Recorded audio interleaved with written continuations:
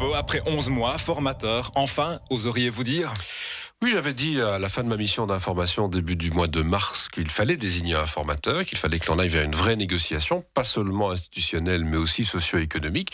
Donc c'est le cas maintenant. Alors j'espère que l'on va pouvoir entamer de vraies négociations. Vous savez, ce sera la première fois pour les libéraux depuis un an, parce que nous n'avons pas du tout participé à toute cette première phase d'échec depuis le mois de juillet de l'année dernière. C'est depuis votre mission d'informateur que vous avez été associé aux travaux. Voilà, depuis ma mission d'information, les libéraux du Nord comme du Sud sont revenus autour de la table, ou en tout cas dans le parcours. Il n'y a pas encore eu de véritable négociation.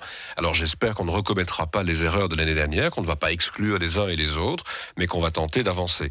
On ne va pas exclure les uns et les autres, dites-vous. On va travailler sur le socio-économique d'une part, l'institutionnel en parallèle. C'est ce qui devrait être annoncé cet après-midi. Avec quel partenaire? Alors ce qu'il faut, c'est qu'il y ait un accord entre le PS et la NVA sur une coalition. Il y a un formateur, il faut une coalition pour que l'on puisse réellement négocier. Donc nous allons attendre les propositions du formateur cet après-midi. Je présume en tout cas qu'il va associer les principales formations politiques. Je le répète, moi, depuis ma mission d'information au début de cette année, le mouvement réformateur est revenu dans le parcours, donc je suppose qu'on ne va pas retomber dans les erreurs de l'année dernière. Vous le savez, pendant plus de 2 mois, Waterbeek a été à la manœuvre. Il n'a pratiquement rencontré qu'Elio Di Rupo et Bardo Wever.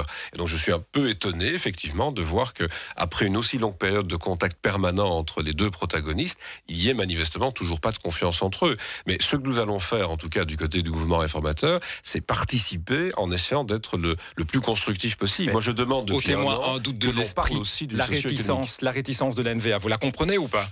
La réticence du PS, veuillez m'excuser, vous la comprenez ou pas à l'égard de l'NVA? Je comprends simplement la situation de ces deux partis depuis maintenant 11 mois. Ils ont gagné les élections et ils n'arrivent pas à se mettre d'accord.